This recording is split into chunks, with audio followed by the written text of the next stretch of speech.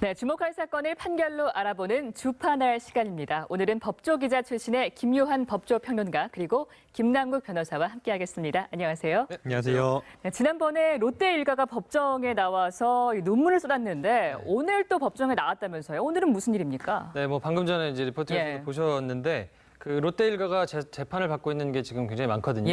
근데 이거는 그 롯데 오너 일가의 횡령 배임 사건으로 예전에 이제 검찰이 수사했던 내용이 있는데 그게 이제 법원으로 넘어와서 지난달 22일에 이제 첫 번째 재판이 있었고요. 그때 이제 신격호 그 회장이 출석해가지고 뭐 여러 가지 좀 일이 있었는데 이번에 이제 두 번째로 그 사안별로 사람들이 많기 때문에 그 피고인을 좀 나눠서 이렇게 출석하도록 했는데 오늘은 신격호 회장하고 신영자 롯데 장학재단 이사장하고 그리고 서미경 씨 이렇게 세 명이 나와서 이제 지금 재판을 받고 있습니다. 네, 아무래도 세 사람 가운데 가장 눈길을 끄는 사람이 미녀 스타 출신이기도 한 서미경 씨 아니겠습니까? 어떤 혐의를 받고 있는 거예요? 네, 사실 이제 서미경 씨 같은 경우에는 베일에 가려져 있었기 때문에 어떤 혐의를 받고 있는지 아마 국민들이 가장 관심이 많을 텐데요. 가장 이제 큰 혐의는 세금 포탈입니다. 신격호 회장이 2006년경에 일본 롯데홀딩스의 주식을 서미경 씨와 신유미 씨 모녀에게 증여를 했는데요. 그때 당시에 증여를 했을 때 증여세가 한 298억 원 정도가 나왔는데 그 증여세를 포탈했다라는 혐의가 하나가 있습니다. 그리고 이제 그 다음 혐의로는 롯데백화점 안에 입점되어 있는 음식점이라든지 또는 영화관에 들어가는 그 매점과 같은 그 부분과 관련해서 사실은 이제 정당한 어떤 임대 수익이나 이런 것들을 발생시켜야 되는데 그런 것들을 하지 않고 특혜를 줬다라고 해서 배임과 횡령 혐의를 받고 있는 상황입니다. 이 부분과 관련해서 서미경 씨 같은 경우에는 검찰에서 조사를 받지 않았습니다. 그래서 이제 법원에 출석해서 최초로 본인이 이 범죄 혐의 사실에 대해서 진술을 하게 되었는데요. 서미경 씨 같은 경우에는 이런 어떤 증여세와 관련된 내용이라든가 또는 롯데그룹의 어떤 횡령과 배임된 혐의 사실에 대해서 본인은 무관하다라고 현재 진술을 하고 있는 상황입니다.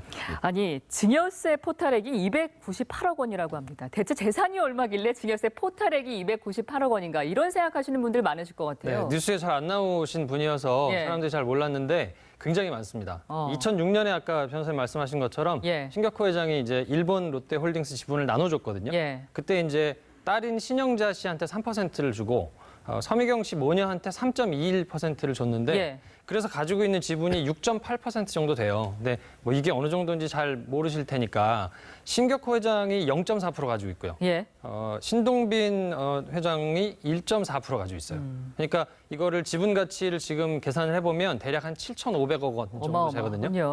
그리고 지금 부동산 소유하고 있는 게 한 520억 정도 되는 걸로 알려져 있으니까 전체적으로는 한 8천억 이상 정도 되는 재력가라고 알면 되겠습니다. 네, 36년 만에 모습을 드러냈던 서미경 씨, 당시에 가장 많은 스포트라이트를 받았는데 당시 모습 함께 보고 가시겠습니다.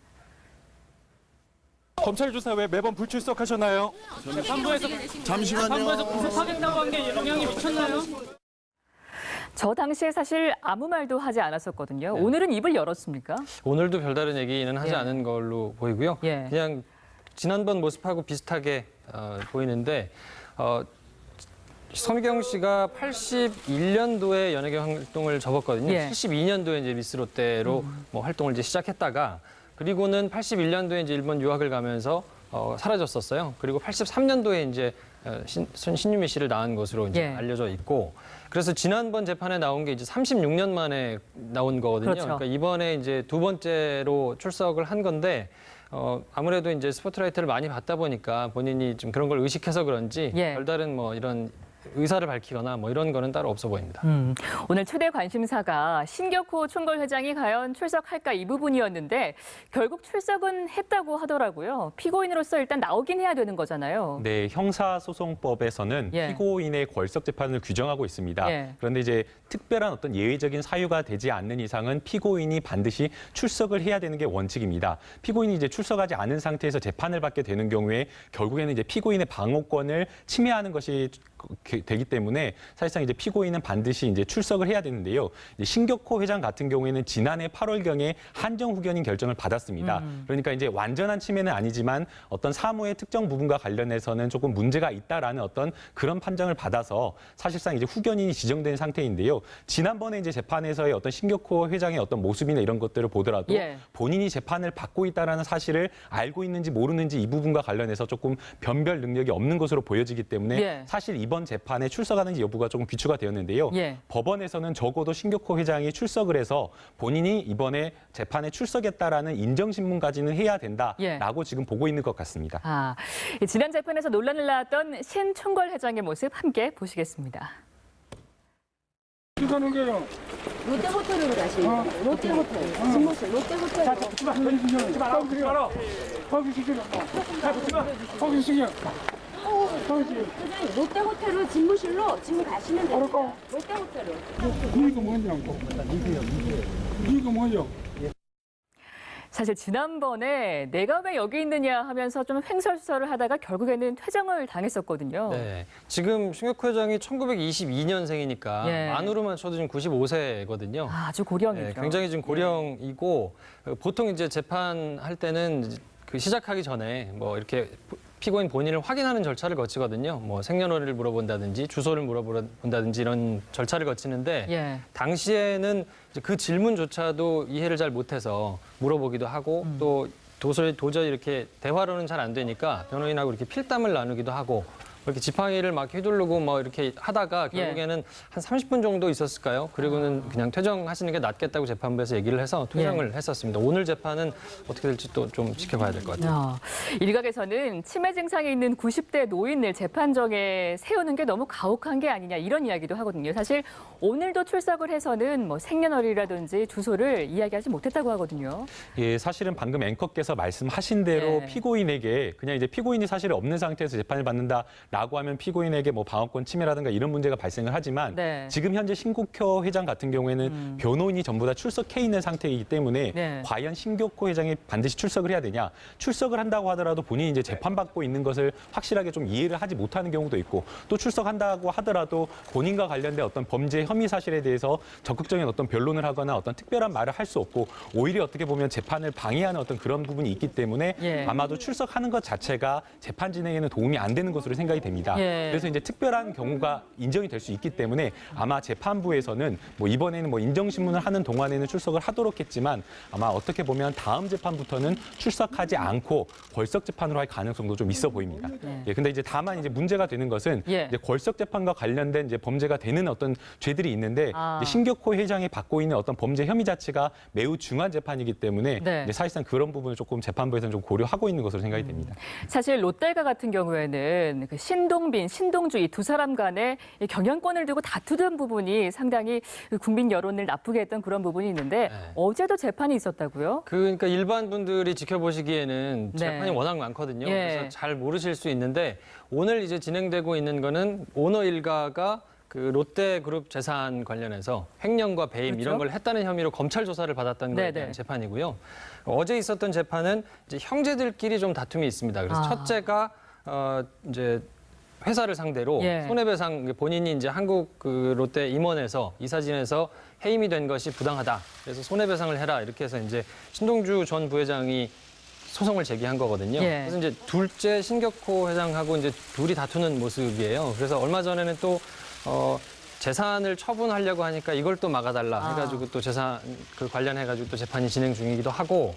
그래서 지금 롯데가 굉장히 좀 어려운 시기에 지금 있는데 거의 매일 재판을 지금 출석을 하는 상황이거든요. 그리고 신격호 회장 같은 경우에는 국정농단 관련해서 뇌물죄 또 이거 관련해서도 조사도 받고 재판도 지금 진행이 되기 때문에 거의 뭐 지난 2주 동안 재판 출석한 것만 한 4번 정도 되는데 앞으로는 더 자주 출석을. 신동빈이 조사를 받고 그렇죠. 그러니까 지금 훨씬 많아지게 됐습니다. 아니 그런데 이 양측이 공방을 벌이는 과정에서 신격호 총괄 회장이 검찰 조사를 받는 동영상이 공개될 뻔했다. 또 이런 이야기도 있어요. 네, 이제 어제 이제 재판에서 쟁점이 됐던 것이 신격호 회장의 의사 능력이 있는지 여부였습니다. 이제 신동주 회장 같은 이제 신동주 부회장이 사실은 이제 전 부회장이죠. 전 부회장이 이제 해임을 된 사유가 신격호 회장의 어떤 의사 자체가 본인에게 어떤 경영권에 관련된 위임을 줬다라는 겁니다. 그러다 보니까 신격호 회장이 과연 어떤 의사 능력이 있는지 여부가 쟁점이 됐는데요. 이제 신동주 전 부회장 입장에서는 아버지가 이제 의사 능력이 있었다. 그렇기 때문에 검찰 조사를 적극적으로 받을 수 있었다라는 것을 좀 입증을 하고자 했던 것으로 보입니다.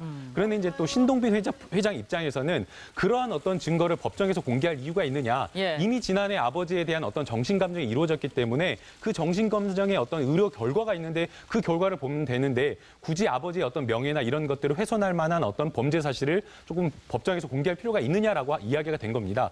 사실은 이제 뭐 신격호 회장이 조사를 받았는데 이제 보도된 내용, 어떻게 보면 보도된 내용은 횡령과 배임과 관련된 내용인데 만약 그 동영상 자체가 57분인데 그 내용이 다른 어떤 범죄 사실이라든지 또는 아니면은 롯데그룹과 관련된 어떤 여러 가지 사실이 내용이 포함되어 있기 때문에 아마 신동빈 회장 입장에서는 그런 어떤 증거 자체가 법정에서 증거로 동영상으로 현출되는 것 자체가 부담스러웠던 것 같습니다. 그래서 이제 이 부분과 관련해서 의견을 진술을 해서 부적절하다라고 의견을 진술했고 재판부에서도 이걸 받아들여서 검찰에 직접 요청을 해서 일부분만 조금 증거로 활용하도록 지금 이제 현재는 그렇게 정리가 된 상태입니다. 아니 그런데 실제로 검찰 조사를 받는 그 모습이 재판에서 공개된 적이 있습니까? 실제로 공개된 경우가 많기도 하죠. 왜냐하면 이제 영상 녹화를 하는 경우가 많은데요. 그 영상 녹화의 어떤 피고인의 진술이라든지 피의자의 진술 이런 것들이 법정에서 유력한 어떤 증거로 사용되거나 또는 어떤 진술 자체, 뭐 서면으로 된 어떤 진술 내용 말고 실제 어떤 말하는 태도라든지 표정 자체가 법정에서 좀 중요하게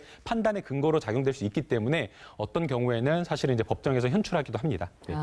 지금 롯데가가 한마디로 뭐 사상 최대 위기에 놓여 있다고 해도 지금 과언이 아닌 것 같은데 결국 신동빈 회장은 뇌물공여 혐의로 지금 기소가 됐어요. 네, 그렇습니다. 그 삼성은 아시다시피 이제 뇌물죄 적용이 됐었고 그 이후에 검찰이 수사를 해서 어느 기업이 어떤 이제 혐의가 적용될 것이냐가 굉장히 촉각이 곤두세워져 있었었는데 어제 최종적으로 결론을 내기는 SK는 뇌물죄를 적용을 따로 하지 않았어요. 뇌물 공여 혐의를 적용하지 않고 그 70억 원을 줬다가 검찰 압수수색 하루 전에 돌려받은 그 혐의에 대해서 뇌물죄로 볼만하다 해서 그걸 이제 뇌물 공여 혐의로 적용을 했거든요.